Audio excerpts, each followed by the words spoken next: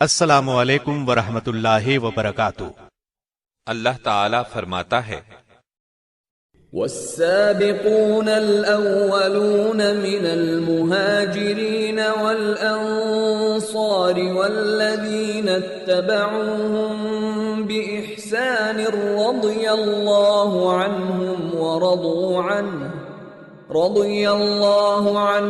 ورضوا عنه وأعد لهم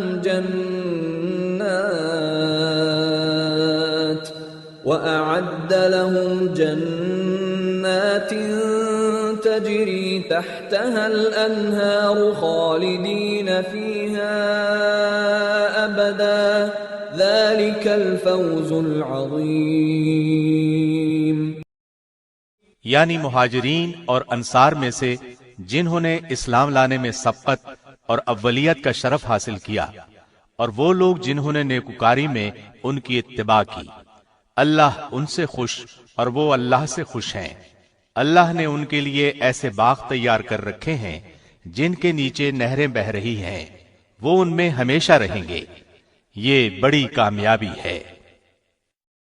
صحابہ کرام کی جماعت میں مہاجرین اور انصار افضل ہیں، پھر انصار پر مہاجرین کو فضیلت حاصل ہے، اور مہاجرین پر عشرہ مبشرہ کو فضیلت حاصل ہے۔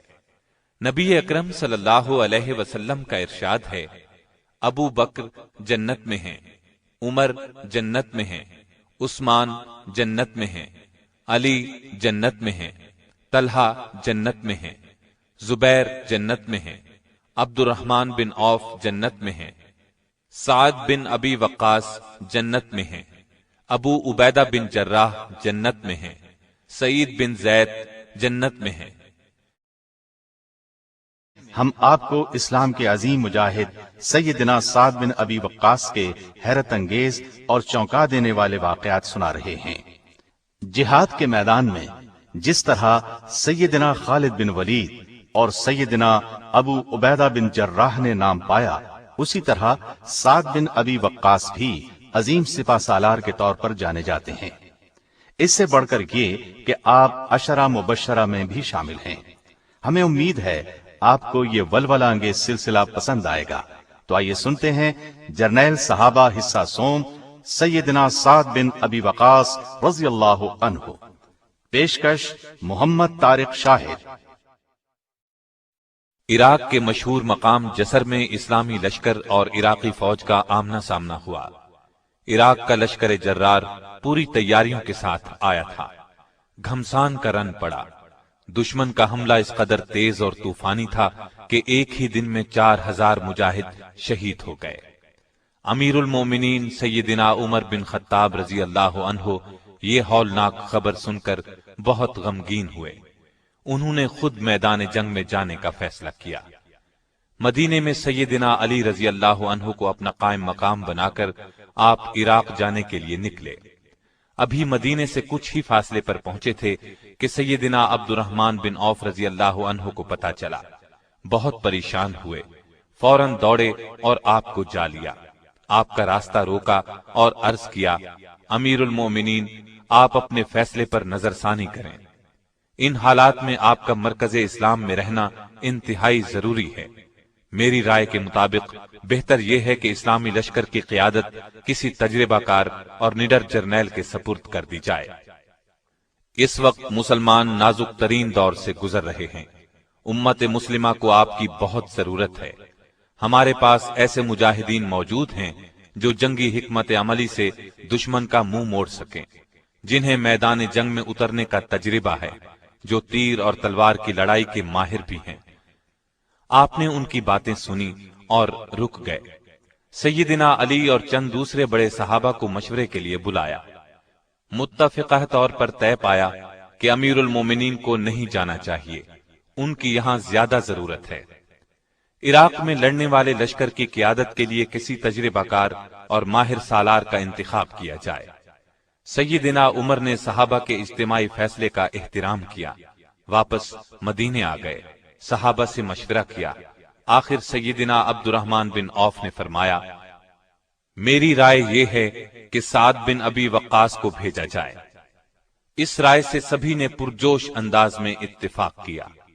سیدنا عمر نے سعد بن ابی وقاص رضی اللہ عنہ کو اسلامی لشکر کا سپہ سالار بنا کر عراق کی طرف روانہ فرمایا۔ سیدنا سعد بن ابی وقاص رضی اللہ عنہ 590 اور 595 عیسوی کے درمیان پیدا ہوئے۔ شہر پیدائش مکہ ہے۔ خیال کیا جاتا ہے کہ آپ نے ہجرت مدینہ سے قریباً 30 سال پہلے دنیا میں آنکھ کھولی۔ اس وقت 622 عیسوی تھا۔ اس حساب سے آپ عمر میں نبی کریم صلی اللہ علیہ وسلم سے قریباً 23 سال چھوٹے تھے۔ ماں باپ نے نام سعد رکھا۔ آپ کے والد کا نام مالک اور کنیت ابو وقاص تھی، لہذا آپ سعد بن ابی وقاص کے نام سے مشہور ہوئے۔ آپ کی کنیت ابو اسحاق تھی۔ آپ کے 2 بیٹوں کے نام اسحاق اکبر اور اسحاق اصغر تھے، انہی کے نام پر کنیت تھی۔ آپ قبیلہ قریش کی ایک معزز شاخ بنو زہرہ سے تعلق رکھتے تھے۔ آپ کا سلسلہ نسب 5ویں پشت میں رسول اللہ صلی اللہ علیہ وسلم کے نسب نامے سے مل جاتا ہے۔ آپ کے والد ابو وقاص مالک نے اسلام کا زمانہ نہیں پایا۔ والدہ کا نام حمنہ تھا۔ ان کا تعلق قریش کی شاخ بنو امیہ سے تھا۔ رسول اکرم صلی اللہ علیہ وسلم سیدنا سعد کے پھوپھی زاد بھائی تھے۔ آپ کے والد چونکہ بی بی آمنہ کے چچا زاد بھائی بھی تھے، اس لیے آپ کے ماموں تھے، اور اس طرح آپ نبی کریم صلی اللہ علیہ وسلم کے ماموں زاد بھائی تھے۔ جوانی کی عمر کو پہنچنے تک آپ نے مختلف ہتھیاروں کا استعمال سیکھ لیا تھا۔ تیر بنانے کے فن میں تو آپ نے بہت مہارت حاصل کر لی تھی۔ 16-17 برس کی عمر میں ان کا شمار مکے کے بہادر، نیک اور سمجھدار نوجوانوں میں ہونے لگا تھا۔ اعلان نبوت کے پہلے 7 دنوں میں سے کسی دن آپ نے اسلام قبول کر لیا تھا۔ کہا جاتا ہے کہ جو ہی آپ کو اسلام کی دعوت دی گئی، آپ نے قبول کر لی۔ اس طرح آپ السابقون الاولون میں شمار ہوئے، یعنی سب سے پہلے ایمان لانے والوں میں سے تھے، اور ان سب سے اللہ تعالیٰ کا وعدہ جنت کا ہے۔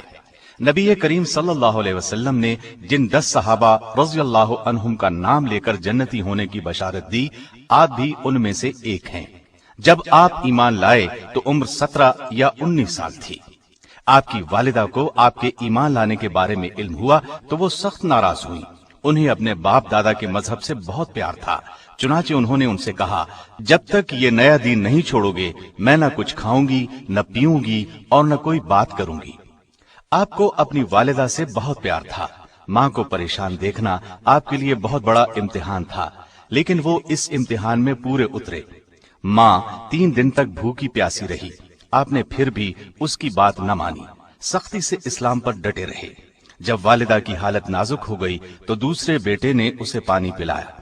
اس موقع پر اللہ تعالیٰ کا یہ حکم نازل ہوا، ہم نے انسان کو والدین کے ساتھ اچھا سلوک کرنے کی ہدایت کی، اور اگر وہ تجھے میرے ساتھ شرک پر مجبور کریں جس کا آپ کو علم نہیں تو ان کا کہنا مت مان، تم سب کا لوٹنا میری ہی طرف ہے، پھر میں ہر اس چیز کی تمہیں خبر دوں گا جو تم کرتے تھے۔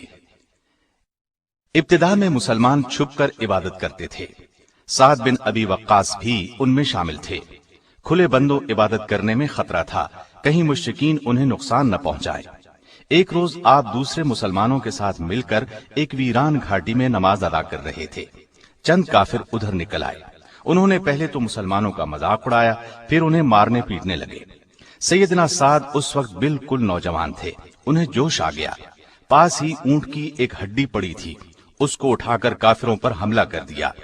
ایک کافر کے سر پر زور سے ہڈی لگی تو اس کا سر پھٹ گیا، دوسرے اسے ساتھ لیے بھاگ نکلے۔ کہا جاتا ہے سیدنا سعد پہلے شخص ہیں جنہوں نے اللہ کے دین کی خاطر کسی کافر کا خون بہایا۔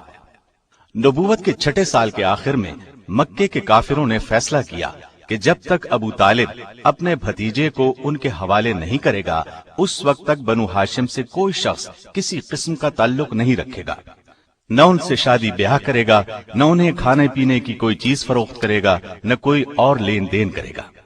انہوں نے یہ فیصلہ لکھ کر کعبے کے دروازے پر لگا دیا۔ ابو طالب کو پتا چلا تو نبی کریم صلی اللہ علیہ وسلم کے دشمن ابو لہب اور اس کے گھر والوں کے سوا باقی خاندان کے سب لوگوں کو شیب ابی طالب میں لے گئے۔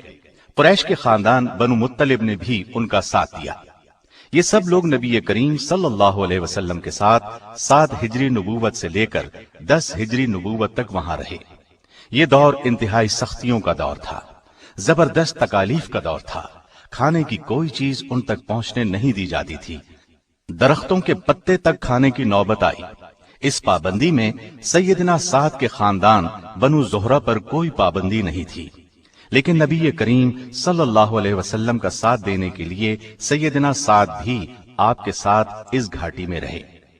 ان کا اپنا بیان ہے کہ ایک رات سوکھے چمڑے کا ایک ٹکڑا کہیں سے مل گیا، میں نے اسے پانی سے دھویا، آگ پر بھونا، کوٹ کر پانی میں گھولا اور ستو کی طرح پی کر پیٹ کی آگ بجھائی۔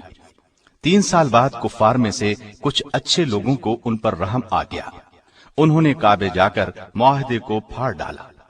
یہ بھی کہا جاتا ہے کہ اس معاہدے کے کاغذ کو دیمک چاٹ گئی تھی۔ اس طرح بنو ہاشم لوگوں کے ساتھ گھاٹی سے نکل کر اپنے گھروں میں آ گئے اور مصیبت کا یہ دور ختم ہوا۔ نبوت کے 13ویں سال نبی کریم صلی اللہ علیہ وسلم نے مکے میں موجود تمام صحابہ کو یثرب کی طرف ہجرت کرنے کی ہدایت فرمائی۔ اس زمانے میں مدینے کا نام یثرب تھا۔ اس سے پہلے نبوت کے 5ویں اور 6 سال صحابہ کی ایک بڑی تعداد نبی صلی اللہ علیہ وسلم کی ہدایت پر حبش کی طرف ہجرت کر گئی تھی، لیکن سعد بن ابی وقاص اور کچھ دوسرے مسلمانوں نے آپ کے ساتھ ہی رہنا پسند کیا تھا۔ اب حالات بدل گئے تھے۔ وہ اس طرح کہ مکے سے قریباً 300 میل دور شہر یثرب کے بہت سے لوگ اسلام قبول کر چکے تھے، اور انہوں نے نبی صلی اللہ علیہ وسلم کو اپنے شہر آنے کی دعوت دی تھی۔ یہ وعدہ کیا تھا کہ ہر قیمت پر آپ کی حفاظت کریں گے۔ نبی صلی اللہ علیہ وسلم نے ان کی دعوت قبول کر لی تھی، لیکن مناسب یہ سمجھا کہ پہلے اپنے چند صحابہ کرام کو مدینے بھیج دیں، پھر خود تشریف لے جائیں۔ چنانچہ آپ کی ہدایت پر مسلمانوں نے یثرب کی طرف ہجرت کی۔ ان میں سیدنا سعد بن ابی وقاص رضی اللہ عنہ بھی تھے، بلکہ ان کے 14 سالہ چھوٹے بھائی عمیر رضی اللہ عنہ بھی تھے۔ یہ بھی اسلام قبول کر چکے تھے۔ تھوڑے ہی عرصے بعد نبی صلی اللہ علیہ وسلم بھی مکے سے ہجرت کر کے یثرب تشریف لے آئے۔ اس طرح یہ پرانا شہر یثرب سے مدینۃ النبی بن گیا۔ بعد میں صرف مدینہ کہلایا جانے لگا۔ مدینے میں مسلمان اگرچہ کفار کے ظلم و ستم سے محفوظ ہو گئے تھے، لیکن کوئی نہ کوئی صحابی آپ کی قیام گاہ کے پہرے پر ضرور موجود رہتے تھے۔ سیدنا سعد کو بھی آپ کی قیام گاہ پر پہرا دینے کی عزت نصیب ہوئی۔ ام المومنین سیدہ عائشہ رضی اللہ عنہا فرماتی ہیں کہ ایک رات نبی صلی اللہ علیہ وسلم کی نیند اچاٹ ہو گئی۔ نبی صلی اللہ علیہ وسلم نے فرمایا، کاش آج کوئی نیک آدمی پہرے پر ہوتا۔ اتنے میں ہم نے ہتھیاروں کی جھنکار سنی۔ رسول اللہ صلی اللہ علیہ وسلم نے فرمایا، کون ہے؟ جواب ملا، سعد ہوں۔ آپ نے فرمایا، کس لیے آئے ہو؟ عرض کیا، دل میں خیال گزرا کوئی دشمن آپ کو نقصان پہنچانے کی کوشش نہ کرے، سو پہرا دینے کے لیے چلا آیا۔ نبی صلی اللہ علیہ وسلم نے انہیں دعا دی اور سو گئے۔ غزوہ بدر سے پہلے جو چھوٹی چھوٹی مہمات پیش آئیں، ان تمام مہمات میں سعد بن ابی وقاص شریک رہے۔ ہجرت کے دوسرے سال رمضان میں بدر کی لڑائی ہوئی۔ ہجرت کے بعد مسلمانوں اور کافروں میں یہ پہلی بڑی اور اہم لڑائی تھی۔ قریباً 1000 کافر مکے سے مسلمانوں کے خلاف لڑنے کے لیے آئے تھے۔ ان کافروں میں قریش کے بڑے بڑے بہادر شامل تھے۔ ان کے پاس ہر طرح کا ساز و سامان تھا، جبکہ مسلمان صرف 313 تھے اور بے سر و سامان تھے، لیکن یہ اللہ کے سپاہی تھے۔ سر و سامان کی انہیں کوئی پرواہ نہیں تھی، انہیں تو بس اللہ کے راستے میں جان دینے کی آرزو تھی کہ اللہ ان کے اگلے پچھلے گناہ معاف کر دے۔ اسی لیے ان بدری مجاہدین کا مرتبہ دوسرے تمام صحابہ سے بلند ہے۔ ان صحابہ میں سعد بن ابی وقاص اور ان کے چھوٹے بھائی عمیر بھی شامل تھے۔ جس وقت لڑائی پورے زوروں پر تھی، سیدنا سعد کا مقابلہ قریش کے ایک نامی بہادر سعید بن عاص سے ہو گیا۔ آپ نے سعید بن عاص پر ایسا کاری وار کیا کہ وہ فوراً ہلاک ہو گیا۔ آپ نے اس کی تلوار پر قبضہ کر لیا۔ تلوار کو لے کر نبی صلی اللہ علیہ وسلم کی خدمت میں حاضر ہوئے۔ اس وقت تک غنیمت کے مال کے بارے میں کوئی حکم نہیں ہوا تھا، چنانچہ آپ نے فرمایا، یہ تلوار جہاں سے اٹھائی ہے وہیں رکھ دو۔ سعد بن ابی وقاص نے فوراً حکم کی تعمیل کی، تلوار وہیں رکھ دی، لیکن تلوار واپس رکھنے سے وہ غمگین ہو گئے۔ اللہ کی رحمت جوش میں آئی، جلد ہی سورہ انفال نازل ہوئی۔ اس میں یہ حکم بھی تھا کہ جو مال تم نے لڑائی میں حاصل کیا ہے وہ بالکل حلال ہے۔ اس پر آپ صلی اللہ علیہ وسلم نے سعد کو بلایا اور فرمایا جاؤ اور اپنی تلوار اٹھا لو۔ اس لڑائی میں سیدنا سعد نے کسی دوسرے کی مدد کے بغیر 2 کافروں کو قیدی بھی بنایا تھا۔ اللہ کی مدد اور مجاہدین کی بہادری کی بدولت کافروں کو بری طرح شکست ہوئی۔ ان کے 70 آدمی لڑائی میں مارے گئے۔ ان میں بڑے بڑے سردار ابو جہل، آس بن ہشام، عتبہ بن ربیعہ، شیبہ بن ربیعہ، امیہ بن خلف وغیرہ شامل تھے۔ ان کے علاوہ 70 کافروں کو قیدی بنا لیا گیا۔ باقی لوگ بھاگ کر واپس چلے گئے۔ بدر کی لڑائی میں مسلمانوں کے صرف 14 مجاہد شہید ہوئے۔ ان میں سعد کے چھوٹے بھائی عمیر بھی شامل ہیں۔ خود سیدنا سعد کا بیان ہے کہ لڑائی شروع ہونے سے پہلے میں نے عمیر کو دیکھا، ادھر ادھر چھپتا پھر رہا تھا۔ پوچھا کیا بات ہے، اس طرح چھپتے کیوں پھر رہے ہو؟ کہنے لگے بھائی جان میری عمر کم ہے، ڈرتا ہوں کہیں رسول اللہ صلی اللہ علیہ وسلم لڑائی میں حصہ لینے سے روک نہ دیں، جبکہ میری دلی تمنا ہے کہ میں اللہ کی راہ میں لڑوں، شاید اللہ مجھے شہادت کا رتبہ عطا فرما دے۔ پھر وہی ہوا جس کا ڈر تھا۔ مقابلے کے وقت رسول اللہ صلی اللہ علیہ وسلم نے انہیں دیکھا اور واپس جانے کا حکم دیا۔ عمیر رونے لگے۔ آپ کو ان کے شوق اور رونے کا حال معلوم ہوا تو نبی صلی اللہ علیہ وسلم نے انہیں اجازت دے دی۔ سیدنا سعد فرماتے ہیں اب صورتحال یہ بنی کہ عمیر کا قد چھوٹا تھا اور تلوار بڑی، پھر بھی بڑی بہادری سے لڑے اور آخرکار کافروں کے مشہور پہلوان عمرو بن عبد ود کے ہاتھوں شہادت پائی۔ اس طرح ان کی دلی تمنا پوری ہو گئی۔ آپ کو ان سے بہت محبت تھی۔ ان کے شہید ہونے پر بہت غمگین ہوئے، لیکن انا للہ و انا الیہ راجعون پڑھ کر خاموش ہو گئے۔ احد کی لڑائی میں کافر 3000 تھے، جبکہ نبی کریم صلی اللہ علیہ وسلم کے ساتھی 700 تھے۔ ان میں سیدنا سعد بھی تھے۔ اس لڑائی سے ایک دن پہلے سیدنا سعد رسول اللہ صلی اللہ علیہ وسلم کے ایک اور پیارے صحابی عبداللہ بن جہش رضی اللہ عنہ کے ساتھ بیٹھے تھے۔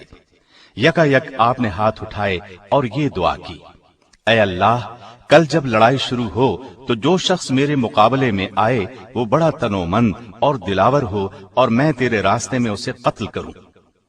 ان کی اس دعا پر عبداللہ بن جہش نے آمین کہی، پھر خود ہاتھ اٹھا کر یہ دعا مانگی، اے اللہ میرے مقابلے پر ایسا دشمن آئے جو بڑا طاقتور اور بہادر ہو، میں تیری راہ میں اس سے لڑوں یہاں تک کہ وہ مجھے قتل کر دے، میرے ناک، کان اور ہونٹ کاٹ لے۔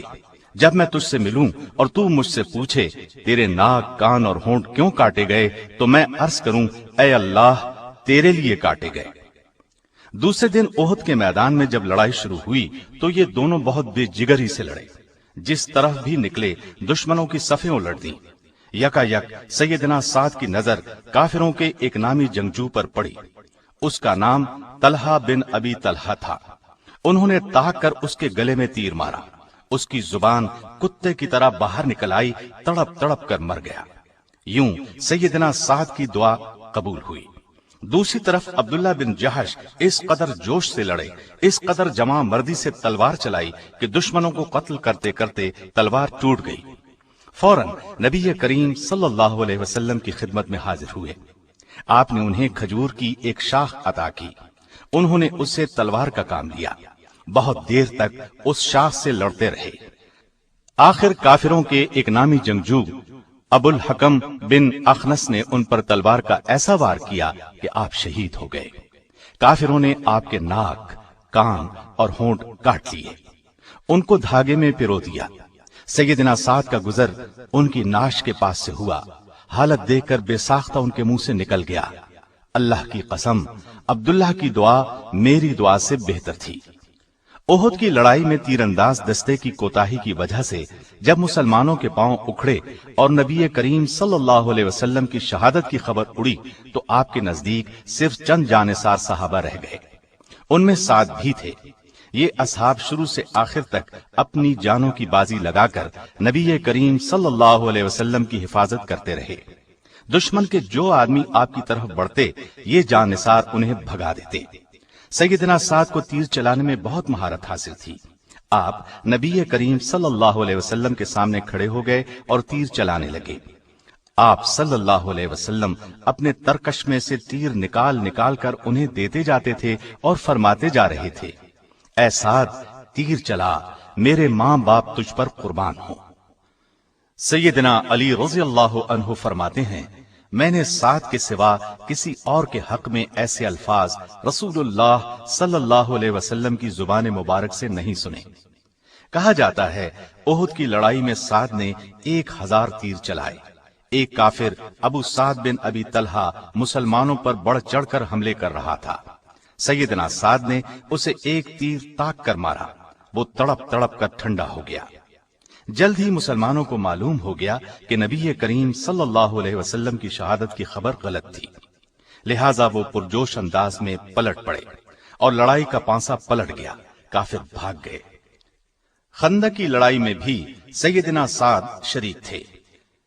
हिजरत के 6ठे साल बैअत रिजवान का वाकया पेश आया। 1400 सहाबा उस बैअत में शरीक हुए। अल्लाह ताला ने उन्हें खुले अल्फाज में अपने राजी होने की खुशखबरी दी। उनमें साद भी शामिल थे। बैअत रिजवान के बाद आपने खैबर, हुनैन, मक्का और ताइफ और तबूक की मुहिम्मात में भी बराबर हिस्सा लिया। खैबर और हुनैन की लड़ाइयों में सैयदना साद बहुत बहादुरी से लड़े। तबूक की लड़ाई के बाद जुल्हज्जा का महीना आया तो नबी करीम सल्लल्लाहु अलैहि वसल्लम ने 300 मुसलमानों का एक काफिला हज के लिए मक्के रवाना फरमाया। इनमें साद को भी भेजा। हिजरत के 10वें साल नबी करीम सल्लल्लाहु अलैहि वसल्लम खुद हज के लिए तशरीफ ले गए। 1 लाख से ज्यादा मुसलमान आपके साथ थे। इनमें साद भी थे। मक्का पहुंचकर आप बीमार हो गए। नबी करीम सल्लल्लाहु अलैहि वसल्लम को उनकी बीमारी की खबर हुई तो इयादत के लिए तशरीफ लाए। इस मौके पर सैयदना साद ने रोकर कहा, ऐ अल्लाह के रसूल, मैं मक्के में मर रहा हूँ, हालांकि मैं अल्लाह की राह में इस जगह को हमेशा के लिए छोड़ चुका हूँ। नबी करीम सल्लल्लाहु अलैहि वसल्लम ने अपना हाथ उनकी पेशानी पर रखा, फिर उनके चेहरे और पेट पर फेरा। उसके बाद दुआ फरमाई, ऐ अल्लाह, साद को शिफा दे और इसकी हिजरत को पूरा फरमा। आप जल्द ही सेहतयाब हो गए। उसके बाद आप फरमाया करते थे कि रसूलुल्लाह सल्लल्लाहु अलैहि वसल्लम के हाथ मुबारक की ठंडक मैं आज तक अपने जिगर में महसूस करता हूँ। हज्जतुल विदा के बाद सैयदना साद रसूलुल्लाह सल्लल्लाहु अलैहि वसल्लम के साथ वापस मदीने आ गए। करीबन 3 माह गुजरे थे कि नबी करीम सल्लल्लाहु अलैहि वसल्लम इस दुनिया से रुखसत होकर अपने अल्लाह के पास चले गए। दूसरे सहाबा की तरह ये सदमा आपके लिए भी जिंदगी का सबसे बड़ा सदमा था। नबी करीम सल्लल्लाहु अलैहि वसल्लम के बाद अबू बकर रज़ियल्लाहु अन्हु खलीफा बने। आप सैयदना साद के मर्तबे से अच्छी तरह वाकिफ थे। चुनाचे आपने उन्हें नजद में आबाद मशहूर कबीले हवाजिन का आमिल मुकर्रर कर दिया। आप जब तक वहां रहे अपने फराइज निहायत उम्दा तरीके से अंजाम देते रहे। ईरान और रूम उस जमाने में अरब की 2 पड़ोसी सल्तनतें थीं। दोनों बड़ी और ताकतवर थीं। बनु शैबान अरब और ईरान की सरहदों के करीब आबाद थे। ईरान की हुकूमत उन्हें अपने मातहत ख्याल करती थी। उन पर आए दिन जुल्म ढाती थी। सैयदना मुसन्ना बिन हारिसा रज़ियल्लाहु अन्हु ने अपने कबीले बनु शैबान और कुछ दूसरे अरब कबीलों को साथ मिलाकर जालिम ईरानियों के खिलाफ जिहाद शुरू कर दिया। वो किसी न किसी ईरानी इलाके पर छापा मारकर वापस आ जाते। उनकी ख्वाहिश थी कि ईरान पर बाकायदा हमला किया जाए, लेकिन इस्लामी हुकूमत की मदद के बगैर ईरान जैसी ताकतवर सल्तनत पर हमला मुमकिन नहीं था। चुनाचे जब सैयदना अबू बकर रज़ियल्लाहु अन्हु अंदरूनी बगावतों पर काबू पा चुके तो मुसन्ना ने उनकी खिदमत में पहुंचकर मदद की दरखास्त की। अबू बकर ने उनसे वादा किया कि बहुत जल्द मदद भेजेंगे। इस तरह मुसन्ना खुश खुश वापस चले गए। उनके जाने के बाद ابو بکر رضی اللہ عنہ نے خالد بن ولید رضی اللہ عنہ کو حکم بھیجا کہ اپنا لشکر لے کر فوراً عراق روانہ ہو جائیں اور مسنہ کے ساتھ مل کر ایران کے ظالم مجوسیوں کے خلاف جہاد کریں۔ سیدنا خالد بن ولید اس وقت باغیوں کو شکست دے کر یمامہ میں مقیم تھے۔ ابو بکر کا حکم ملتے ہی خالد بن ولید 2000 مجاہدین کے ساتھ عراق کی طرف روانہ ہو گئے۔ راستے میں اور مجاہدین بھی ان کے لشکر میں شامل ہونے لگے۔ اس طرح ان کے لشکر کی تعداد 10,000 تک پہنچ گئی۔ عراق کی سرحد پر پہنچے تو سیدنا مسنہ بھی 8,000 مجاہدین کے ساتھ ان سے آ ملے۔ اب اسلامی لشکر طوفان کی طرح عراق میں داخل ہوا۔ ایرانیوں نے جگہ جگہ مسلمانوں کا مقابلہ کیا، لیکن مسلمان انہیں شکست پر شکست دیتے آگے بڑھتے چلے گئے، یہاں تک کہ ہیرا کا مشہور شہر فتح ہو گیا۔ اس کے بعد کچھ اور شہر فتح کر کے سیدنا خالد آگے بڑھنے کا ارادہ کر رہے تھے کہ ابو بکر نے خالد بن ولید کو اپنی نصف فوج کے ساتھ عراق سے شام پہنچنے کا حکم دیا۔ وہاں مسلمانوں کو رومیوں کے ایک بڑے لشکر کا سامنا تھا۔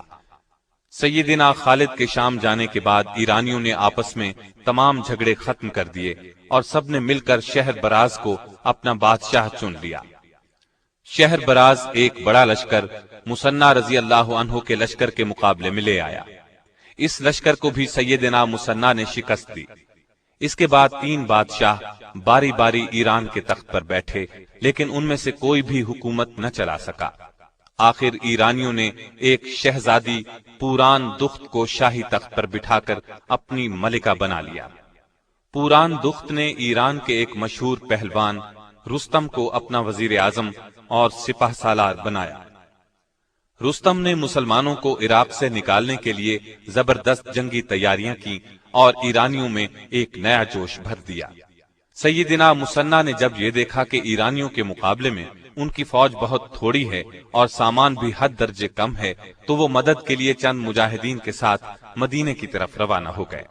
جس دن یہ مدینے پہنچے اس وقت ابو بکر رضی اللہ عنہ شدید بیمار تھے اور سیدنا عمر رضی اللہ عنہ کے بارے میں وصیت فرما چکے تھے کہ ان کے بعد وہ خلیفہ ہوں گے۔ انہوں نے مسنہ رضی اللہ عنہ کے آنے کی خبر سن کر اپنے پاس بلایا، عراق کے تمام حالات سنے، پھر سیدنا عمر کو بلایا، انہیں ان الفاظ میں وصیت کی: اے عمر، میرا دم دن کو نکلے تو رات کو اور رات کو نکلے تو صبح ہونے سے پہلے مسلمانوں کو مسنہ کی مدد کے لیے تیار کرنا۔ پھر اپنے کفن وغیرہ کے بارے میں کچھ وصیت کی اور آخر 22 جمادی الاخر 13 ہجری کو وفات پا گئے۔ انا للہ و انا الیہ راجعون۔ حضرت ابو بکر صدیق رضی اللہ عنہ کے بعد سیدنا عمر رضی اللہ عنہ نے سب سے پہلا کام یہ کیا کہ مسلمانوں کو جمع کیا، انہیں عراق کے حالات بتائے۔ مسلمان جہاد کے لیے تیار ہو گئے تو آپ نے مسنہ کو واپس بھیج دیا اور انہیں ہدایت کی کہ وہ اپنا لشکر ہیرا سے پیچھے ہٹا کر عرب کی سرحد کے قریب لے آئیں اور امدادی لشکر کے پہنچنے کا انتظار کریں۔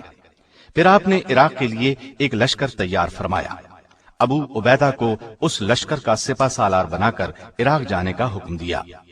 ابو عبیدہ صحابی نہیں تھے، لیکن بہت دلیر اور نڈر تھے۔ یہ مدینے سے کوچ کر کے بہت جلد مسنہ سے جا ملے۔ ادھر ایران کے وزیر اعظم رستم نے 2 بڑے لشکر مسلمانوں کے مقابلے کے لیے روانہ کیے۔ ابو عبیدہ نے ان دونوں کو نمارق اور کسکر کی لڑائیوں میں شکست دی۔ پھر آگے بڑھ کر باکیشیا کے مقام پر ایک ایرانی جرنیل جالینوس کو شکست دی اور شہر پر قبضہ کر لیا۔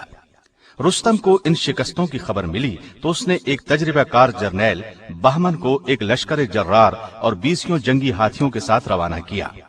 اس لڑائی میں ہاتھیوں نے تباہی مچا دی۔ ابو عبیدہ، ان کے ایک بھائی اور بہت سے دوسرے مسلمان ہاتھیوں کا مقابلہ کرتے ہوئے شہید ہو گئے۔ ایسے میں دریا کا پل ٹوٹ گیا اور بہت سے مسلمان دریا میں ڈوب گئے۔ مسنہ نے اس مشکل وقت میں بہت دلیری دکھائی اور اپنی باقی ماندہ فوج نرغے سے نکال لائے۔ اس لڑائی میں 9000 فوج میں سے 6000 شہید ہو گئے۔ یہ لڑائی جسر یعنی پل کی لڑائی کے نام سے مشہور ہے۔ سیدنا عمر کو جسر کی لڑائی میں مسلمانوں کی شکست کی خبر ملی تو انہیں بہت دکھ ہوا۔ انہوں نے ایک اور لشکر تیار کیا۔ آپ نے اس لشکر کو عبداللہ بن جریر بجلی کی ماتحتی میں مسنہ کی مدد کے لیے عراق روانہ کیا۔ ایرانیوں کی طرف سے ایک مشہور جرنیل مہران 1 لاکھ سے زائد فوج اور 20 جنگی ہاتھیوں کے ساتھ مسلمانوں کی طرف بڑھا۔ دریائے فرات کے کنارے بویب کے مقام پر دونوں فوجوں کا مقابلہ ہوا۔ گھمسان کی لڑائی ہوئی۔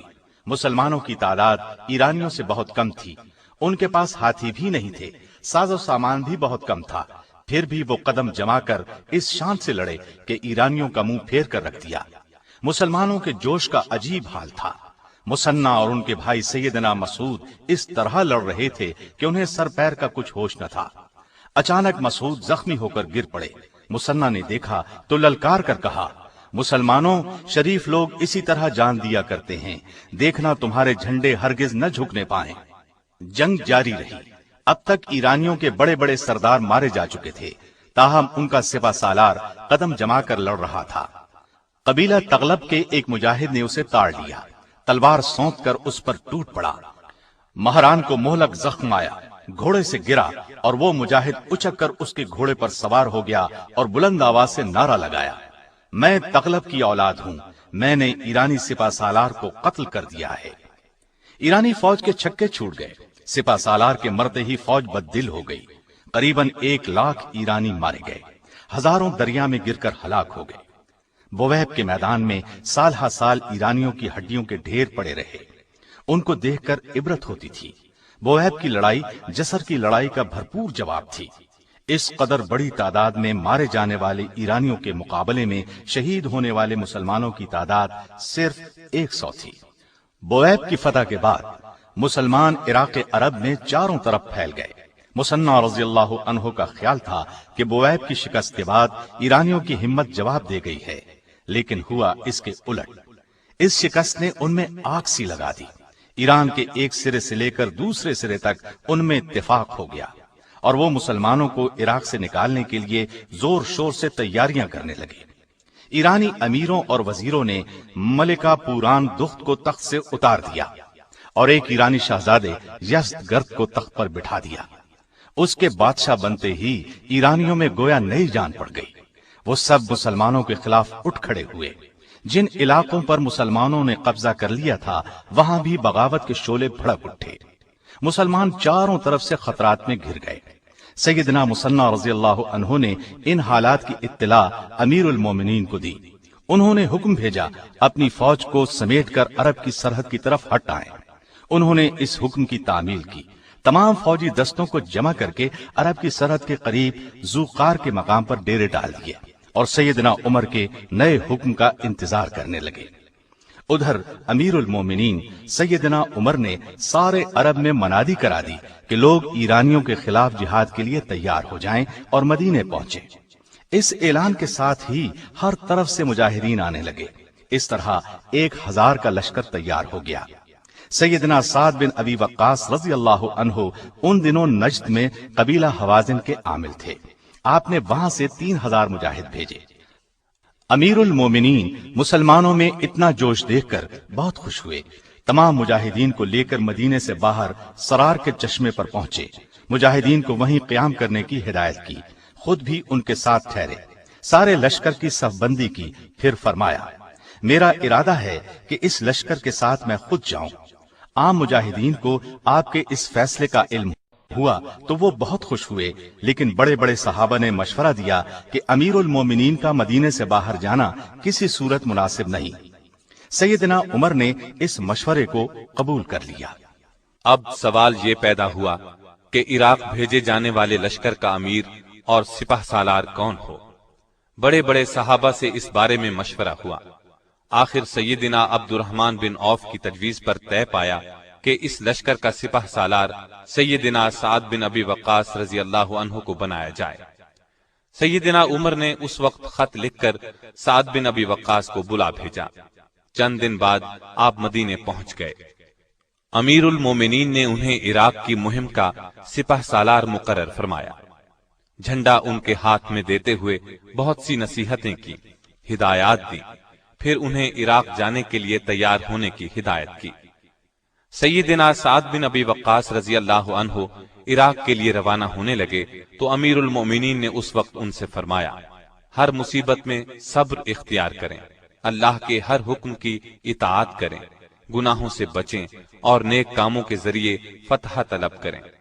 سیدنا سعد بن ابی وقاص نے آپ کو یقین دلایا کہ وہ ہر حال میں اللہ کی رضا کو اپنے سامنے رکھیں گے، اپنے ساتھیوں کو خوش رکھنے کی ہر ممکن کوشش کریں گے۔ اس کے بعد جھنڈا ہاتھ میں لیا اور 4000 مجاہدین کے لشکر کے ساتھ روانہ ہوئے۔ امیر المومنین انہیں رخصت کرنے کے لیے خود گئے۔ سعد بن ابی وقاص نے مدینے سے روانہ ہونے کے بعد سالبہ کے مقام پر پڑاؤ ڈالا۔ یہاں 4000 کا لشکر اور پہنچ گیا۔ انہیں بھی امیر المومنین عمر رضی اللہ عنہ نے روانہ کیا تھا۔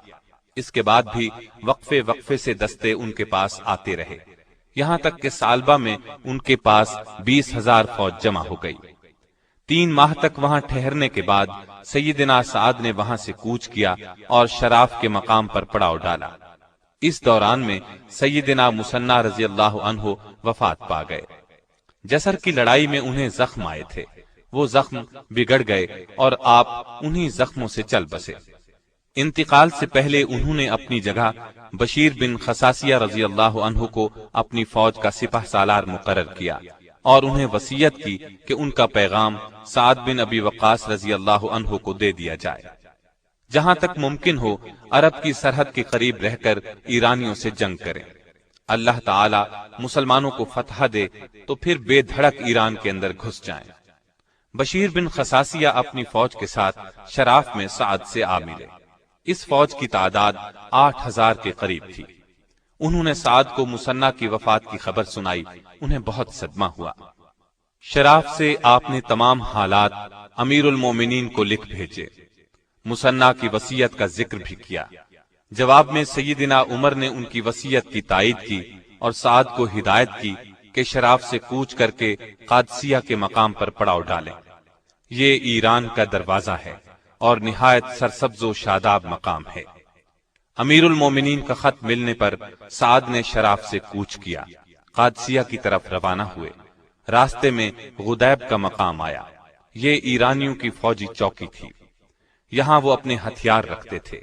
اس چوکی کے پہرے داروں کو مسلمانوں کے آنے کی خبر ملی تو وہ بھاگ نکلے۔ اس طرح غدیب سے مسلمانوں کو کافی ہتھیار ملے۔ چند دن وہاں ٹھہر کر آخر سعد بن ابی وقاص قادسیہ پہنچ گئے۔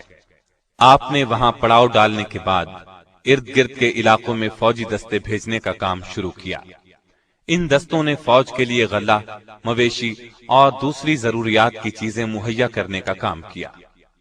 جس وقت اسلامی لشکر عراق کی طرف بڑھ رہا تھا، ایران کا بادشاہ یزدگرد مسلمانوں سے مقابلے کی زبردست تیاری کر رہا تھا۔ بہت جلد اس نے ایک بڑا لشکر تیار کر لیا۔ اس لشکر کا سپہ سالار اس نے وزیر اعظم رستم کو مقرر کیا اور اسے حکم دیا کہ وہ تباہ کن حملہ کر کے مسلمانوں کو پیس ڈالے۔ رستم ایران کا نامی گرامی بہادر تھا۔ وہ 60,000 فوج کے ساتھ ایران کے دارالحکومت مدائن سے مسلمانوں کے مقابلے کے لیے روانہ ہوا۔ مدائن سے چل کر یہ لشکر سابات کی فوجی چھاونی پہنچا۔ یہاں ہر طرف سے امدادی فوجی رستم کے پاس پہنچنے لگے، یہاں تک کہ تعداد 1.5 لاکھ ہو گئی۔ رستم کی فوج اب مسلمانوں سے لڑنے کے لیے بری طرح بے چین تھی۔ یہ تمام خبریں سیدنا سعد نے امیر المومنین کو لکھ بھیجی۔ ادھر سے جواب ملا، ایرانی فوجوں کی کثرت اور ساز و سامان سے گھبرانے کی ضرورت نہیں، اللہ پر پورا بھروسہ رکھیں، اسی سے مدد مانگیں۔ جنگ سے پہلے ایران کے بادشاہ کے پاس چند دانا اور بہادر لوگوں کو سفیر بنا کر بھیجیں، وہ اسے اسلام کی دعوت دیں۔ انشاءاللہ اس دعوت سے ایرانیوں کے ارادوں میں سستی پیدا ہوگی، اور اگر ان کا بادشاہ اسلام کی دعوت قبول کرنے سے انکار کر دے تو ان کا عذاب بھی اسی کے سر ہوگا۔ امیر المومنین کا حکم ملتے ہی سیدنا سعد نے اپنی فوج سے 14 آدمی منتخب کیے۔ یہ 14 آدمی سادہ لباس میں صرف کوڑے ہاتھ میں لیے مدائن میں داخل ہوئے۔ وہاں کے لوگ ان حضرات کو دیکھ کر بہت حیران ہوئے۔ ادھر بادشاہ یزدگرد کو ان کے آنے کی اطلاع مل چکی تھی۔ اس نے اپنے دربار کو بڑی شان و شوکت سے سجایا۔ یہ لوگ دربار میں داخل ہوئے۔ بادشاہ نے عربی جاننے والے درباری کے ذریعے ان سے پوچھا، تم لوگوں نے ہمارے ملک پر حملہ کیوں کیا ہے؟ سیدنا سعد نے ان 14 آدمیوں کا امیر سیدنا نعمان کو بنایا تھا۔ انہوں نے بادشاہ کی بات کا جواب دیا، اے بادشاہ، ہم دنیا جہاں کی برائیوں میں مبتلا تھے، اللہ نے ہم پر رحم کیا، ہماری طرف اپنا رسول بھیجا، اس نے ہمیں برے کاموں سے روکا، نیک کاموں کی ہدایت کی، بتوں کی پوجا چھوڑ کر ایک اللہ کی عبادت کرنے کا حکم دیا، اس کے بدلے میں دنیا اور آخرت کی کامیابی کی خبر دی۔ ہم اس پر ایمان لے آئے، پہلے عرب کے مختلف قبیلوں کو اسلام کی دعوت دی، وہ ہمارے ساتھ ہو گئے تو ہمیں حکم ملا قریبی ملکوں کے لوگوں کو اسلام کی دعوت دیں۔ ہمارا مقصد لوٹ مار کرنا نہیں، اگر تم کسی کو اللہ کا شریک نہ بناؤ، ایک اللہ کو معبود مانو، سچے رسول پر ایمان لے آؤ، تو ہمارا تمہارا کوئی جھگڑا نہیں، ہم صرف اللہ کی کتاب قرآن مجید تمہارے درمیان چھوڑ کر چلے جائیں گے۔ اگر یہ منظور نہیں تو تمہیں جزیہ دینا ہوگا، اس پر بھی راضی نہیں تو تلوار ہمارے تمہارے درمیان فیصلہ کرے گی، جزیہ دینے کی صورت میں ہم تمہاری حفاظت کریں گے۔ یزدگرد کو یہ جواب سن کر بہت غصہ آیا، اس نے گرجدار آواز میں کہا، تم سانپ اور چھپلیاں کھانے والے بھوکے ننگے لوگ ہمارے ملک کو لوٹنا چاہتے ہو، اب وقت آ گیا ہے کہ تمہیں سزا دی جائے اور دھکے دے کر اس ملک سے نکال دیا جائے۔ تمہارے لیے میں زیادہ سے زیادہ یہ کر سکتا ہوں کہ تمہارے اونٹوں پر غلہ اور چھوارے لدوا دوں اور عرب پر ایسا حاکم مقرر کر دوں جو تمہارا خیال رکھے، اس کے علاوہ تم کچھ اور چاہتے ہو تو پھر تمہیں ذلت کی موت ملے گی۔ ان 14 سفیروں میں قیس بن زرارہ بھی شامل تھے۔ چند قدم آگے بڑھے اور بادشاہ سے بولے، اے بادشاہ، ہم عرب کے شریف لوگ ہیں، تمہاری نفرت بھری باتیں اس قابل نہیں کہ تمہیں جواب دیا جائے، ہم تو اسلام کا نور تمہارے سینوں میں اتارنا چاہتے ہیں، اسلام قبول کر لو تو بہتر، ورنہ جزیہ یا تلوار، ایک چیز تو تمہیں قبول کرنی ہوگی۔ اس پر یزدگرد کے غصے کی انتہا نہ رہی، اس نے چلا کر کہا، اگر ایلچیوں کا قتل جائز ہوتا تو آج تم میں سے کوئی زندہ بچ کر نہ جاتا، اے دوسروں کے ملکوں کو لوٹنے والوں، تمہیں یہ خاک ملے گی۔ یہ کہہ کر اس نے بہت سی خاک دھول منگوا کر مسلمانوں کے آگے پھینک دی۔ ایک مجاہد نے یہ خاک اپنی چادر میں ڈال لی، پھر سارے سفیر اپنے لشکر میں لوٹ آئے اور سیدنا سعد کے پاس پہنچ کر ان الفاظ میں انہیں مبارکباد دی، اے امیر مبارک ہو، دشمن نے خود اپنی زمین ہمیں دے دی ہے، انشاءاللہ اب ہم ضرور اس کے ملک پر قبضہ کر لیں گے۔ ایرانی سفیروں کے واپس جانے کے بعد یزدگرد نے رستم کو حکم دیا کہ سابات سے چل کر قادسیہ پہنچو اور مسلمانوں کو پیس ڈالو۔ حکم ملنے پر رستم روانہ ہوا، اس کے ہر سپاہی نے زرہ پہنی ہوئی تھی، ہر طرح کے ہتھیاروں سے لیس تھے، گھڑ سوار دستے میں چوٹی کے سوار شامل تھے، جنگی ہاتھیوں کے قدموں کی دھمک سے زمین ہل رہی تھی، فوج کے خیمے چمکدار ریشمی کپڑے کے تھے، رستم سونے کے تخت پر بیٹھا تھا۔ یہ لشکر جرار قادسیہ میں عتیق کے مقام پر آ کر رکا۔ رستم نے حالات کا جائزہ لیا اور سیدنا سعد کو پیغام بھیجا، اپنا کوئی بھروسے والا آدمی میرے پاس بھیجو تاکہ صلح کی گفتگو کی جا سکے۔ آپ نے اس کی خواہش پر 3 یا 4 بار اپنے ایلچی رستم کے پاس بھیجے، لیکن کوئی بات نہ بن سکی۔ آخری بار مغیرہ بن شعبہ رضی اللہ عنہ بات کرنے کے لیے گئے، ان کا شمار عرب کے نہایت دانا اور بہادر لوگوں میں ہوتا تھا۔ وہ بہت لاپرواہی سے رستم کے دربار میں داخل ہوئے اور اس کے تخت پر اس کے زانو سے زانو ملا کر بیٹھ گئے۔ یہ دیکھ کر دربار میں ہلچل مچ گئی، شاہی ملازمین نے آگے بڑھ کر انہیں تخت سے اتار دیا۔ اس پر سیدنا مغیرہ نے کہا، میں نے سنا تھا کہ ایران کے لوگ بہت تمیز والے ہیں، لیکن مجھے معلوم نہیں تھا کہ وہ ایک شخص کو خدا بنا کر تخت پر بٹھا دیتے ہیں اور اسے پوجنے لگتے ہیں۔ اللہ کا شکر ہے ہم عربوں میں یہ رواج نہیں ہے۔ تم نے خود یہاں مہمان بنا کر بلایا ہے، اس لیے میرے ساتھ تمہارا یہ سلوک مناسب نہیں تھا۔ رستم یہ سن کر شرمندہ ہوا اور کہا، یہ میرے خادموں کی غلطی تھی، لیکن یہ تو بتاؤ کہ تم اپنی اس پرانی تلوار اور چھوٹے چھوٹے تیروں سے ہمارا مقابلہ کیسے کرو گے؟ اس پر مغیرہ نے کہا، بے شک میری تلوار پرانی ہے، لیکن اس کی دھار بہت تیز ہے، باقی رہے تیر تو سمجھ لو آگ کا شعلہ چھوٹا سا بھی ہو آگ ہی ہے، آگ کا کام جلانا ہے۔ اس پر رستم نے کہا، تمہاری بہتری اسی میں ہے کہ یہاں سے چلے جاؤ، ہم تمہارا پیچھا نہیں کریں گے۔ اس کے جواب میں مغیرہ نے تلوار کے قبضے پر ہاتھ رکھ کر کہا، اگر تم اللہ کا سچا دین اسلام قبول نہیں کرتے تو جزیہ دینا قبول کرو، ورنہ تلوار ہمارے اور تمہارے درمیان فیصلہ کرے گی۔ ان الفاظ کے ساتھ ہی رستم غصے میں آ گیا۔ اس نے للکار کر کہا، آفتاب کی قسم، اب ہرگز تم سے صلح نہیں ہوگی، میں کل تم سب کو ہلاک کر ڈالوں گا۔ یہ سن کر مغیرہ نے کہا، بہت اچھا، جو اللہ چاہے گا وہی ہوگا۔ اس کے بعد وہ اپنے لشکر میں آ گئے۔ سیدنا سعد کو رستم کے ارادوں سے باخبر کیا۔ آپ نے اسی وقت مجاہدین کو لڑائی کی تیاری کا حکم دے دیا۔ دوسری طرف ایرانی لشکر بھی زور شور سے تیاری کرنے لگا۔ اب سیدنا سعد کو رستم نے پیغام بھیجا کہ تم دریا پار کر کے اس طرف آؤ گے یا ہم ادھر آئیں۔ آپ رضی اللہ عنہ نے کہلا بھیجا کہ تم اس طرف آؤ۔ اس وقت دریا میں پانی کم تھا۔ رستم نے اپنی فوج کو حکم دیا کہ اس پر ایک پل بناؤ۔ فوج نے راتوں رات نہایت مضبوط پل تیار کر دیا۔ دوسرے دن رستم نے بڑی شان اور شوکت کے ساتھ دریا پار کیا، اپنی صف بندی کی، ہاتھیوں کی قطار کھڑی کی۔ ایرانی لشکر کی تعداد 2 لاکھ کے قریب تھی، جبکہ اسلامی لشکر 30,000 سے کچھ زیادہ تھا۔ مسلمانوں کے جوش کا یہ عالم تھا کہ وہ اپنی صفوں سے نکلے پڑ رہے تھے۔ ایسے میں سیدنا سعد بیمار ہو گئے۔ ان کی بیماری کچھ ایسی تھی کہ گھوڑے پر نہیں بیٹھ سکتے تھے اور نہ آسانی سے چل پھر سکتے تھے۔ اب آپ رضی اللہ عنہ خود لڑائی میں حصہ لینے کے قابل نہ رہے، تاہم لڑائی کی نگرانی کرنا بہت ضروری خیال کرتے تھے۔ اس موقع کے لیے وہاں ایک پرانا محل مل گیا۔ آپ اس کی دوسری منزل پر تکیے کے سہارے اس طرح بیٹھ گئے کہ جنگ کا میدان نظر کے سامنے تھا۔ اس وقت فوج میں نبی صلی اللہ علیہ وسلم کے ایک صحابی سیدنا خالد بن عرفطہ بہت بہادر اور دانا تھے۔ آپ نے انہیں بلایا اور فوج کی کمان ان کے سپرد کرتے ہوئے فرمایا، میں کاغذ پر لکھ کر ہدایات آپ کو بھیجتا رہوں گا۔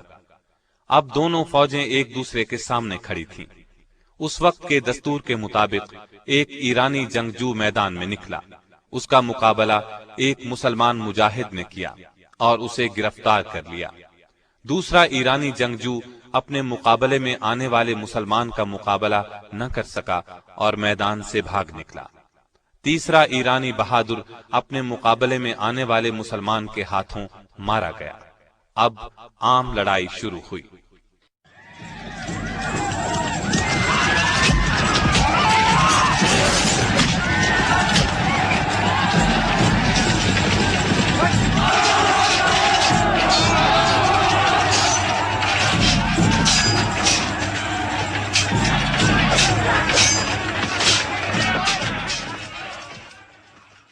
تمام مجاہدین سارا دن سر دھڑ کی بازی لگا کر لڑے۔ رات ہوئی تو دونوں لشکر اپنے اپنے پڑاؤ میں چلے گئے۔ قادسیہ کی لڑائی کے پہلے دن 600 کے قریب مسلمان شہید ہوئے، جبکہ مارے جانے والے ایرانیوں کی تعداد کئی ہزار تھی۔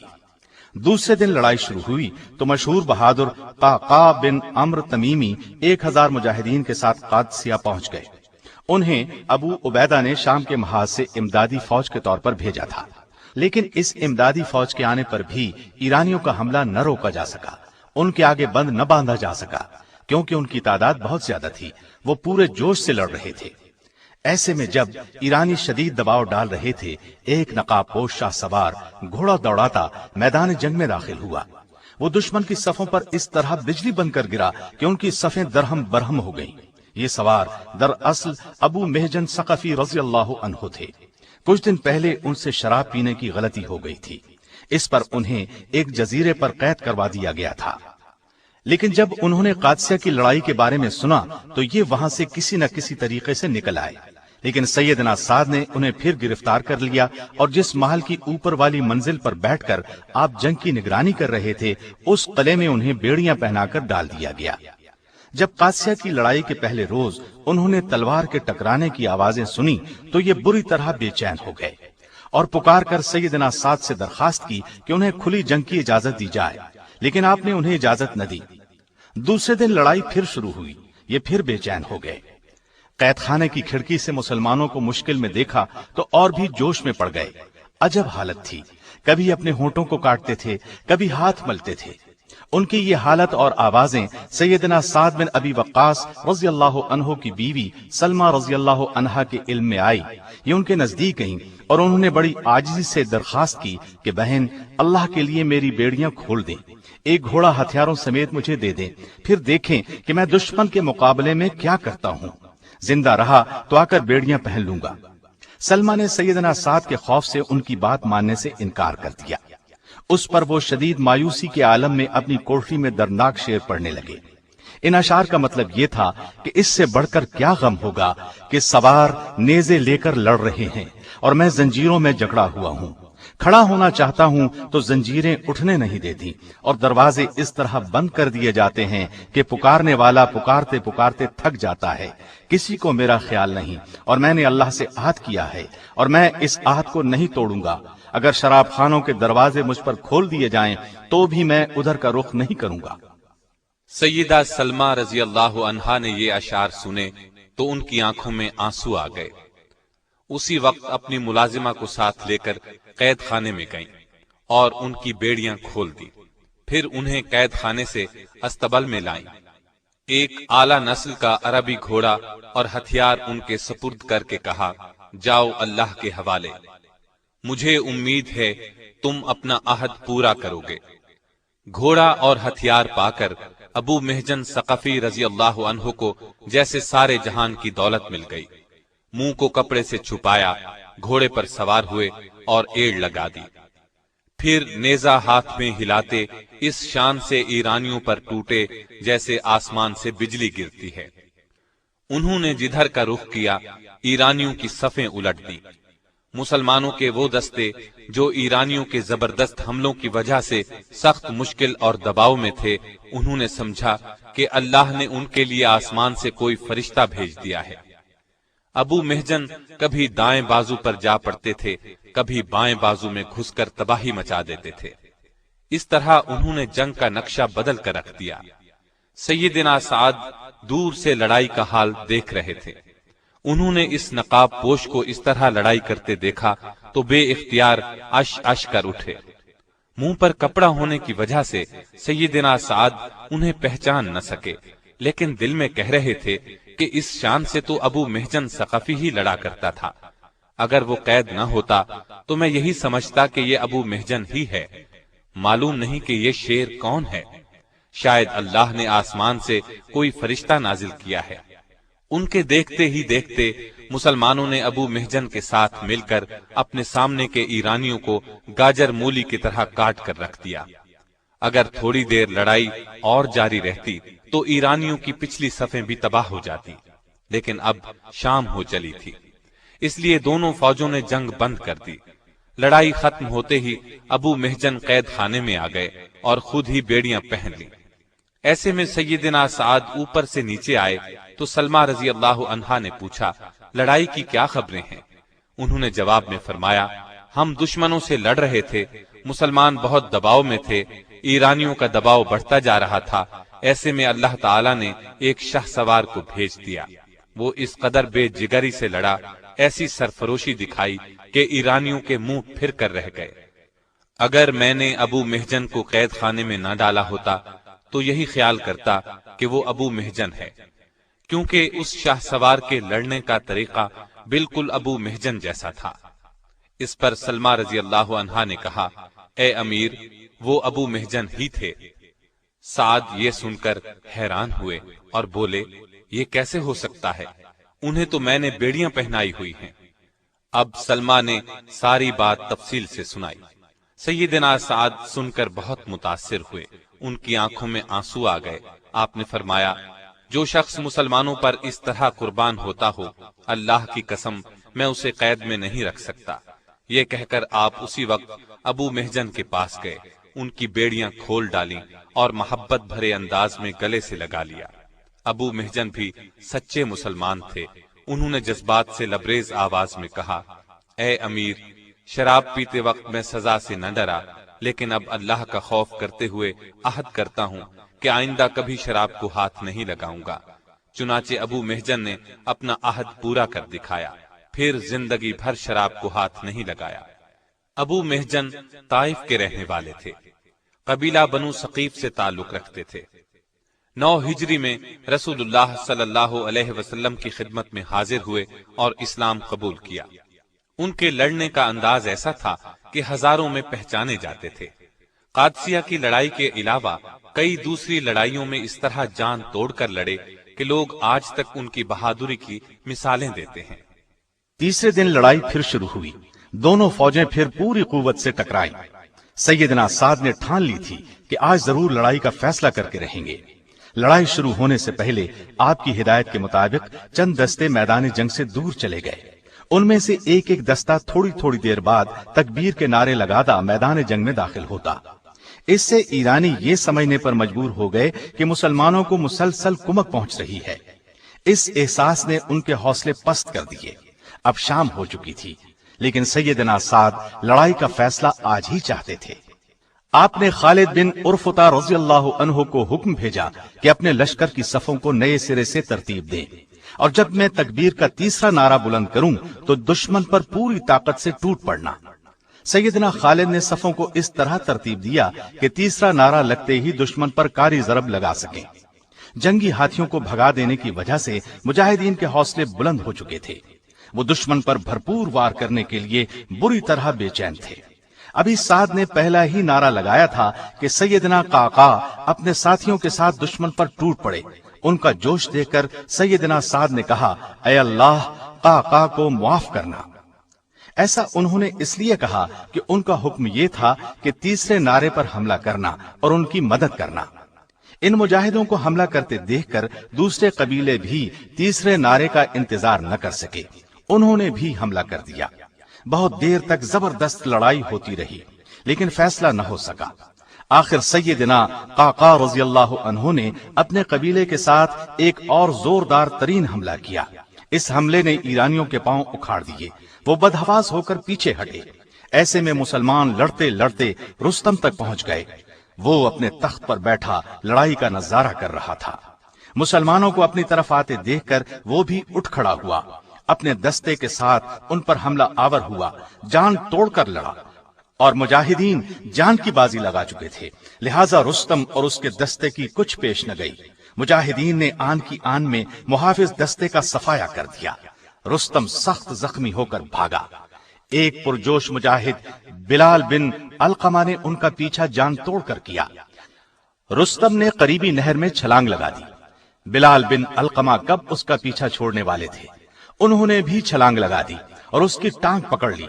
ٹانگ سے پکڑتے ہی انہوں نے اسے گھسیٹ لیا اور سر کاٹ ڈالا، پھر خود اس کے تخت پر چڑھ کر بلند آواز سے پکارا، مسلمانوں، میں نے رستم کو قتل کر دیا ہے، یہ دیکھو میں اس کے تخت پر بیٹھا ہوں اور وہ ادھر مردہ پڑا ہے۔ اس آواز کی گونج پورے میدان میں سنائی دی۔ ایرانیوں کے پتے پانی ہو گئے، بدحواس ہو کر بھاگے۔ مسلمانوں نے ان کا تعاقب کیا اور انہیں اپنی تلواروں پر رکھ لیا، گاجر مولی کی طرح انہیں کاٹنے لگے۔ ان گنت ایرانی بھاگتے ہوئے مارے گئے۔ اس طرح مسلمانوں کو اللہ تعالیٰ نے قادسیہ کی اس خوفناک لڑائی میں فتح نصیب فرمائی۔ اس جنگ میں قریباً 30,000 ایرانی مارے گئے، 8,000 کے قریب مسلمان شہید ہوئے۔ مسلمانوں کو بے شمار مال غنیمت ہاتھ لگا۔ یہ لڑائی 14 ہجری 635 عیسوی کو شروع ہوئی۔ فتح کے بعد سیدنا سعد 2 ماہ تک قادسیہ ہی میں ٹھہرے رہے۔ بے شمار لوگ مسلمانوں کے حسن سلوک اور اسلام کی تعلیمات سے متاثر ہو کر اسلام لے آئے۔ قادسیہ میں 2 ماہ آرام کرنے کے بعد سیدنا سعد آگے بڑھے، شہر بابل اور کوسا فتح کیے۔ سیدنا عمر رضی اللہ عنہ نے سیدنا سعد رضی اللہ عنہ کو عراق عرب کا گورنر مقرر کر دیا۔ آپ نے پورے علاقے کا اس قدر عمدہ انتظام کیا کہ ہر طرف امن و امان کا دور دورہ ہو گیا۔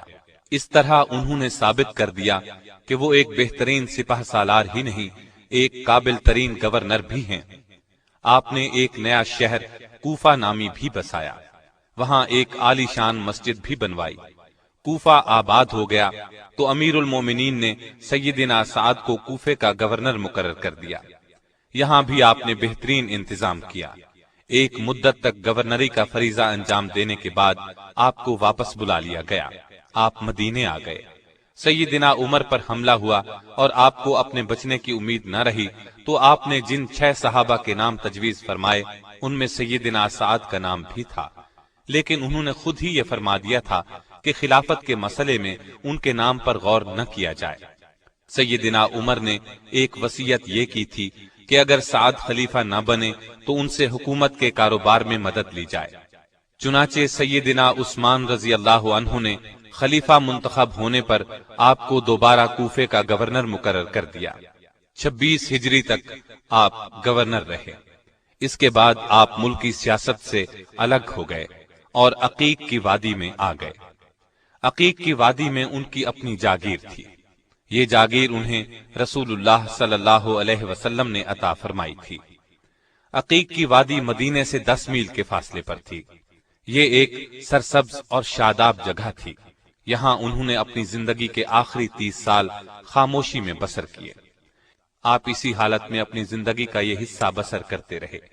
بڑھاپے کی وجہ سے روز بروز کمزور ہوتے چلے گئے اور آخری ایام میں تو ان کی نظر بھی جواب دے گئی۔ بستر سے اٹھنا مشکل ہو گیا۔ آخر 55 ہجری میں ان کا آخری وقت آ گیا۔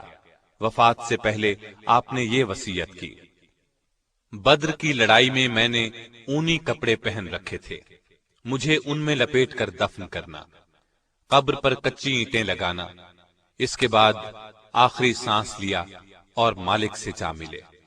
انا للہ و انا الیہ راجعون۔ وفات کے بعد جنازہ مدینہ منورہ لایا گیا۔ لوگ جنازے میں شرکت کے لیے امٹ پڑے۔ ہر آنکھ آنسو بہا رہی تھی۔ اس وقت سیدہ عائشہ رضی اللہ عنہا اور سیدہ ام سلمہ رضی اللہ عنہا حیات تھی۔ آپ کی وفات کی خبر سن کر رونے لگیں۔ انہوں نے خواہش کی کہ اللہ کے رسول پر جان چھڑکنے والے ساتھی کا جنازہ مسجد نبوی میں لایا جائے۔ بعض لوگوں نے اعتراض کیا کہ مسجد میں جنازہ لانا ٹھیک نہیں۔ تب حضرت عائشہ رضی اللہ عنہا نے فرمایا، رسول اللہ صلی اللہ علیہ وسلم نے اپنے ایک ساتھی سہیل بن بیضاء کی نماز جنازہ مسجد میں پڑھی تھی، اس پر جنازہ لایا گیا۔ سیدہ عائشہ اور سیدہ ام سلمہ نے اپنے حجرے میں نماز جنازہ ادا فرمائی۔ یہ حجرے مسجد کے ساتھ ہی بنے ہوئے تھے۔ آپ کا قد چھوٹا، سر بڑا، جسم گٹھا ہوا تھا۔ آپ نے مختلف اوقات میں کئی شادیاں کی۔ ان سے 18 لڑکے اور 17 لڑکیاں پیدا ہوئیں۔ بچپن ہی میں تیر اور کمانے بنانے کا ہنر سیکھ لیا تھا۔ ہجرت سے پہلے ہی ان کی روزی کمانے کا ذریعہ تھا۔ آپ نے اس فن میں کمال حاصل کیا۔ لوگ دور دور سے ان کے تیر اور کمانے خریدنے کے لیے آتے۔ پھر لڑائیوں میں مال غنیمت ملنے لگا۔ عقیق میں نبی کریم صلی اللہ علیہ وسلم نے آپ کو زمین عطا فرمائی۔ آپ قرآن اور حدیث کے بہت بڑے عالم تھے، تلاوت کے بہت شوقین تھے، خوش الحان بھی تھے، تلاوت کے وقت رویا کرتے تھے۔ نبی کریم صلی اللہ علیہ وسلم کی خدمت میں رہنے کا کافی موقع ملا۔ امت کو آپ نے 215 احادیث پہنچائیں۔ سیدنا عمر رضی اللہ عنہ کو آپ پر بہت اعتماد تھا۔ فرمایا کرتے تھے کہ جب تم ساتھ سے رسول کریم صلی اللہ علیہ وسلم کی کوئی حدیث سنو تو پھر کسی دوسرے سے پوچھنے کی ضرورت نہیں۔ لوگ ان سے دین کے مسائل پوچھا کرتے تھے، اللہ سے بہت ڈرتے تھے، اکثر رات کا زیادہ حصہ عبادت میں گزارتے، کثرت سے روزے رکھتے، نماز کے لیے کھڑے ہوتے تو جسم کانپنے لگتا اور چہرے کا رنگ تبدیل ہو جاتا۔ تہجد کی نماز کے بہت پابند تھے، اکثر یہ دعا مانگتے، الہی میرے گناہوں کو بخش دے اور مجھے اپنی مخلوق کی خدمت کرنے کی توفیق دے۔ حضرت سعد بن ابی وقاص رمضان میں تو عبادت کی حد کر دیتے۔ اگرچہ جوانی ہی میں مسلمان ہو گئے تھے، لیکن اسلام سے پہلے کے دن یاد آتے تو آنکھوں میں آنسو آ جاتے۔ کئی حج کیے، آخر عمر میں تو صرف عبادت کے ہو کر رہ گئے تھے۔ آپ کو نبی صلی اللہ علیہ وسلم سے بہت محبت تھی۔ ہر وقت نبی صلی اللہ علیہ وسلم پر جان قربان کرنے کے لیے تیار رہا کرتے۔ اس طرح آپ صلی اللہ علیہ وسلم کو بھی ان سے بہت محبت تھی۔ ننھیالی رشتے کی وجہ سے بعض اوقات رسول اللہ انہیں اپنا ماموں فرماتے۔ ایک دن سعد آپ صلی اللہ علیہ وسلم کی خدمت میں آئے تو آپ نے فرمایا، یہ میرے ماموں ہیں، چاہیے کہ ہر ایک شخص اپنے ماموں کی تعظیم کرے۔ آپ نے ان کے بارے میں یہ دعا فرمائی، الہی اس کی دعا قبول فرمایا کر اور اس کی تیر اندازی درست رہے۔ اس دعا کی بدولت حضرت سعد بن ابی وقاص ایک ایسے صحابی کے طور پر مشہور ہو گئے جن کی دعا قبول ہوتی تھی، اس لیے لوگ ان سے ہمیشہ خیر و برکت کی دعا کراتے تھے، ان کی بد دعا سے ڈرا کرتے تھے۔ نبی صلی اللہ علیہ وسلم سعد بن ابی وقاص کی سفارش دوسروں کے حق میں قبول کر لیا کرتے تھے۔ آپ نہایت پاکیزہ اخلاق کے مالک تھے، آپ میں دینی غیرت بہت تھی، پرہیزگاری میں اپنی مثال آپ تھے، تمام زندگی کوئی ایسا لقمہ نہیں کھایا جس کے حلال یا پاک ہونے میں شبہ ہوتا، غیبت سے خود کو بچاتے تھے، اپنے سامنے دوسرے کو کسی کی غیبت نہ کرنے دیتے تھے، اکثر بازار میں گشت لگاتے، دکانداروں کو پورا تولنے کی ہدایت فرماتے۔ آپ کو کسی سرکاری عہدے کا کوئی لالچ نہیں تھا، نہ دنیا کی دولت سمیٹنے کی کوئی فکر تھی، قناعت پسند تھے۔ آپ میں شجاعت اور دلیری کی صفات کے ساتھ بے خوفی نمایاں تھی۔ آپ بہت نرم دل تھے، کسی کو تکلیف میں نہیں دیکھ سکتے تھے، دعا مانگتے وقت آنکھوں میں آنسو آ جاتے۔ زندگی بہت سادہ تھی، سادہ غذا اور سادہ لباس سے کام چلاتے تھے، لیکن بڑے دریا دل تھے، سوال کرنے والے کو خالی ہاتھ نہیں لوٹاتے تھے، غریبوں کو اپنے دسترخوان پر بٹھا کر کھلاتے تھے، مساجد اور مدرسوں کی تعمیر میں اپنے پاس سے بڑی بڑی رقمیں دیتے تھے۔ یہ عظیم جرنیل سب سے پہلے اسلام لانے والوں اور عشرہ مبشرہ میں شامل ہیں۔ دنیا میں ہی انہیں جنت کی خوشخبری زبان نبوت صلی اللہ علیہ وسلم سے ملی۔ آپ بدری صحابی بھی ہیں اور صلح حدیبیہ کے موقع پر بیعت رضوان میں بھی شریک تھے۔ اللہ تعالیٰ ان پر بے شمار رحمتیں نازل فرمائے، آمین۔